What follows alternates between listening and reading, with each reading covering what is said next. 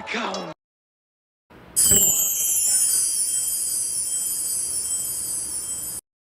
Welcome to the Omniverse of Nick and the opening to the next Dragon Ball story, What If a Cell Jr. Survived? Before we get into it, be sure to check out the Omniverse's homepage where our channel mascot Omni will direct you to the Discord, both Google Docs, and everything else the Omniverse has to offer, along with smashing the like button, subscribing to the Omniverse of Nick, sharing the Omniverse around and turning on all Omniversal notifications, and commenting future requests and expectations in the comments. With all that said, let's begin. This is the next Dragon Ball story, and a very, very interesting one, just like the Zombie Goku story, past the 3-year mark of getting into new Dragon Ball territory and really showing what the world of Dragon Ball is all about, with the offspring of Cell, the Cell Jr., and what if one of them survived. Now, if you guys do not remember, the Cell Juniors were a batch of children from Cell, and they were made to almost be as strong as him. 7 of them were introduced to the Z Fighters to bring out Gohan's latent potential. Oh boy, and that it did. Because not only would Gohan attain Super Saiyan 2, but he would decimate the Cell Juniors without even breaking an inch of a sweat. And he would go on even after Goku sacrificed himself to kill their own father, Cell. But we did get to see the Cell Juniors return, but it was in the manga, and it was in the stupidest way possible. Just having them appear, just out of nowhere, and no explanation, nothing. Just absolutely no freaking idea or nothing. And the manga can be off-key at points anyway. So, we're not going to canonize that into the actual Dragon Ball story and make that an actual thing while the group's in the Tournament of Power. No, no, no, no, no, no, no. We are going to be touching upon the OG 7 and one of them surviving in the timeline of which they actually were involved, which is the Cell games, to make the story for what it's worth and to show the Cell Juniors' true entrance and make their coming back logical and not just thrown into the atmosphere for nostalgia. That's not what a what if should be about. So, let's fix that with today's opener to What If a Cell Jr. Survived. We open up with Cell spawning the Cell Juniors and having them attack the Z Fighters to get Gohan's latent potential awakened. And it is awakened when Cell destroys the head of number 16 and Gohan Super Saiyan 2 awakens.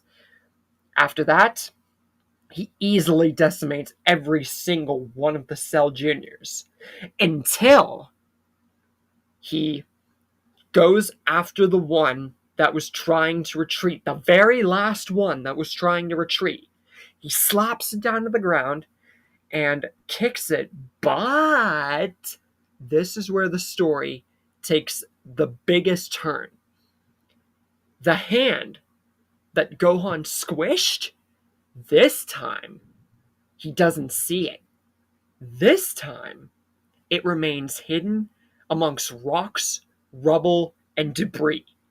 And Gohan is so clouded by the rage that's consumed him in Super Saiyan 2 that not only is his gaze fully focused on Cell and how he treated him and fought him in canon, but he doesn't even notice the hand this time. Whereas in canon, he squashed that thing in a second of looking at it, because it was right out in the open. This time's different, though. So Gohan goes on to face Cell, and utterly, completely dominate him, and reverts him back to second form Cell, spits out number 18, and goes to blow himself up with Goku sacrificing himself. Comes back as super perfect Cell, but ultimately, Goku's speech and Gohan's father-son Kamehameha and the aid of every single Z fighter along with Vegeta aids in the defeat of Cell. After that, all the Z warriors celebrate and they go up to Kami's lookout. But Vegeta says he will never fight again after Goku's sacrifice, and Shenron is summoned to get the bombs out of 17 and 18 and restore all the lives that were lost to the androids and to Cell. Meanwhile, in the debris of the Cell games, in all of the chaos and everything, Hercule and everybody else have left by this point after Hercule declaring he killed Cell, but there's still one being that remained. The arm sprouts and begins to wiggle around and move. And then, bang! He regenerates. The lone Cell Jr. He regenerates. Confused, scared, injured, and completely alone. And also, he's injured.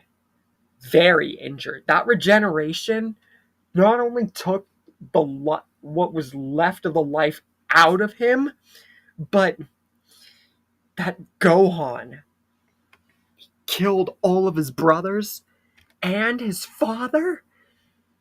Cell Jr., he actually begins to speak. And he says, Gohan, one day you will die. And Cell will be avenged. Mark my words. This Cell Jr. will have your head. And so the Cell Jr. goes off all by himself. And 6 years go by. And in the blink of an eye, Cell Jr. adapts into a teen Cell Jr. and has trained relentlessly for the day he finally gets his vengeance on Gohan. And 6 years have gone by. And now, the Cell Jr. is convinced that this level of training, he is sure that not only has he surpassed his father, but that he has surpassed Gohan. He will have Gohan's head, and the lineage of his father and brothers will carry on through him. He will ensure Gohan's death. But then, two voices call from behind him. Don't you think you're going into this a little premature? A smaller, minuscule voice says, and then a darker one says, if you're really going to go about this whole revenge scheme of yours, the least you could do is have some insight and maybe a little help. The two voices are Babidi and Dabura.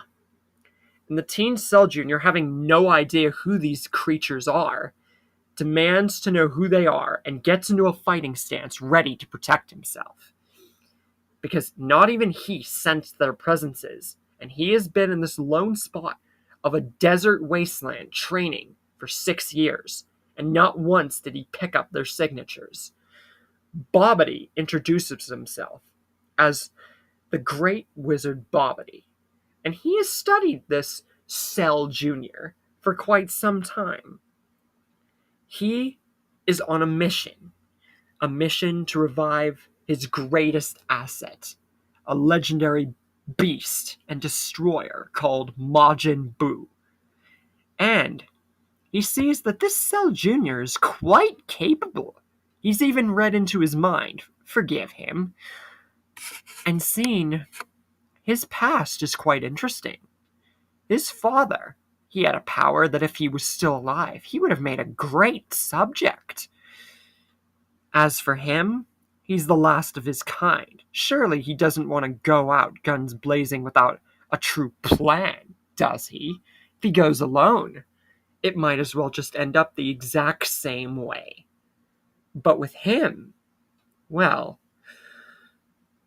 just look at his right hand, the Demon King Dabura. He'll tell you all you need to know, that help is something you don't get more than once if you actually look at the right angle. This is a once in a lifetime opportunity. If he goes alone, he'll be regretting this very decision right here whenever that Gohan decimates him like his father and his brothers before him. But the Cell Jr. says, what could you possibly offer me? You really think I'm just going to trust some little wizard and some big demon guy king person? How am I to know this isn't some kind of trap to lure me into, so you can use me to get what you want? Dabura says, please. If we wanted to kill you, we would have done that years ago. And he smiles and says, trust me, Master Bobity's help is more than just a show of dominance and magic and sorcery. It is a show of help, trust, and the fulfillment of the urge to get stronger. And it pays off. Bobbity says, yes, if you allow me, you may keep your free mind and spirit and get that vengeance. I will unlock everything for you. Power, mind, spirit, body, technique. All of it will become yours and more. You will never have to worry about being in Gohan's shadow anymore. And your father? Pah! The power I'd be using with him or his original will seem like nothing compared to what I can do for you, especially with your own potential having already surpassed him. All you have to do is permit me, and you can satiate that urge for hunger, power, and revenge, and quell it once and for all. Be a part of something greater. Help me awaken my Majin Buu, and you can get the boy all to yourself. The Cell Jr. thinks about this for a long second. Does he do it? Does he do what he thinks he should do? Or does he retaliate? If he retaliates, who's to say this wizard can't just come up with a spell to seal him or kill him? Or who's to say this demon king guy can't possibly beat him in a fight? He doesn't know. But he's sure he could take them both. But then again, the wizard does have a point. If he passes this up and Gohan has gotten stronger, who's to say that he doesn't end up like his brothers and his father?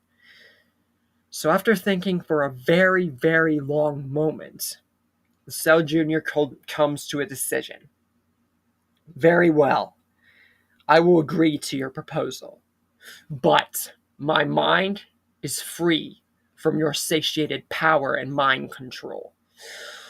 You will give me the power and technique that I deserve, and you may have some authority over me, but the majority of my free will and the boy's head are mine.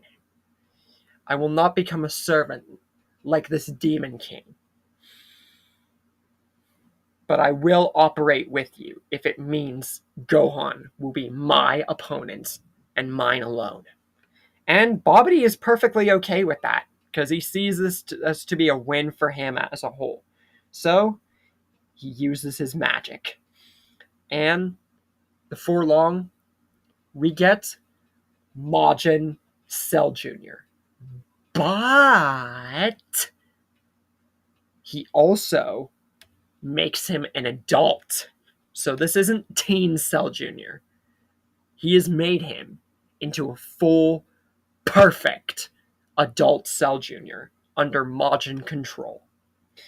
But Bobbity says that's not all. Now it is time for him to awaken all of the latent perfection power of his design that was brought onto him from his father, and to release all of his dark nature and true latent potential. And he begins to do so, and by the end of it, Whatever past of Cell Jr. you thought you knew before is gone now. We now have before us a Cell Jr. who is adult, who is super perfect, and who's also under Majin control. Think about that for a second. And with this, the Cell Jr. is satisfied and says, I might not be a true servant under your control, Bobbity, but you are fitting of a great sorcerer, and for now, Master, I will at least consider calling you if it means Gohan will finally die by an android's hand. And with this, Bobbity says, oh, he will.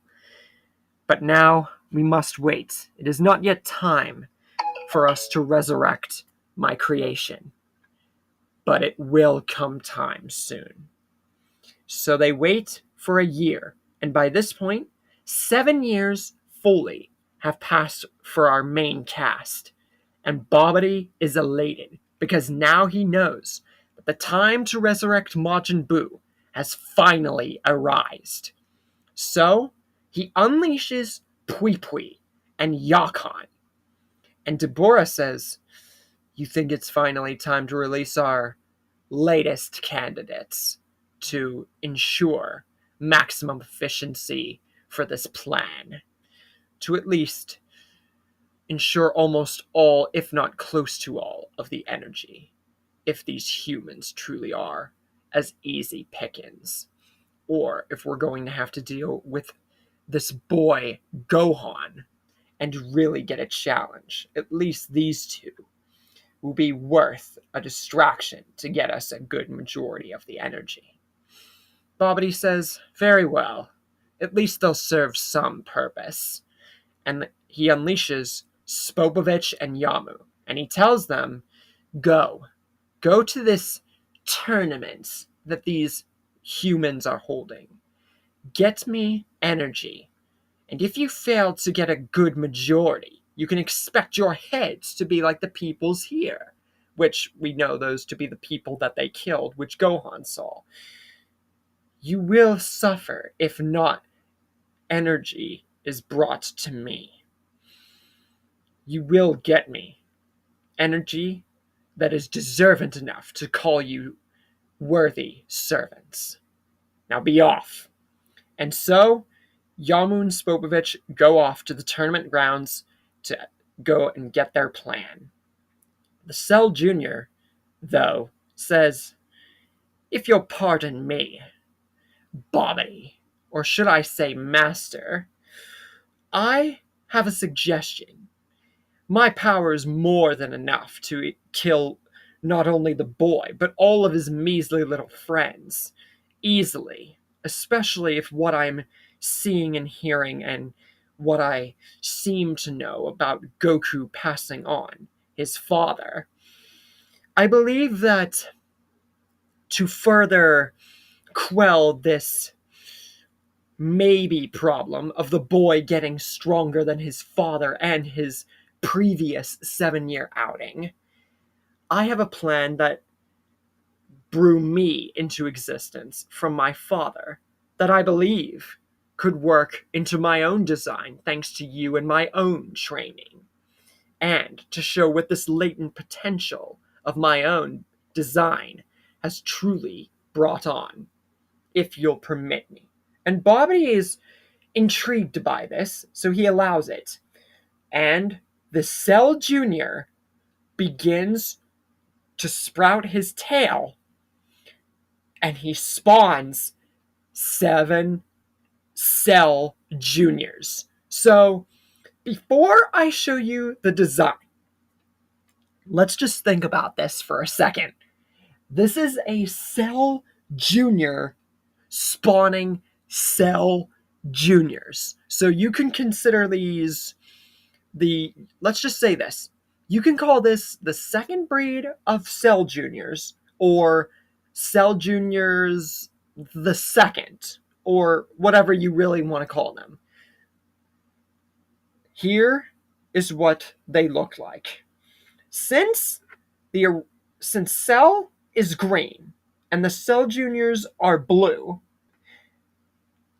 the second breed from a Cell Juniors Cell Junior, I would assume to have this color. So now we have the second breed, Cell Junior Juniors, if you really want to call them that, purple Cell Juniors. And Bobbity is amazed and astonished that this is a thing. This child of a being who could have very well been just as dangerous an adversary as Dabura or his Majin Buu just spawned more servants for him. And the Cell Junior says, "Well, what do you think, Master?" And all of them agree that if Gohan and the Z Fighters find themselves here, no one of them will be left alive. Will Gohan, Goku, and everybody else even get to see the Cell Juniors in action before they possibly are wiped out early in this timeline? Or by the time we even get to them and are on Dabura and everybody else at the ship, will Majin Buu be awakened sooner and pose even bigger of an issue? And how will the match, which will come between Cell Jr. and Gohan, commence into the future of Cell Jr.'s survival? Now get out! What? Get out! Everybody get out!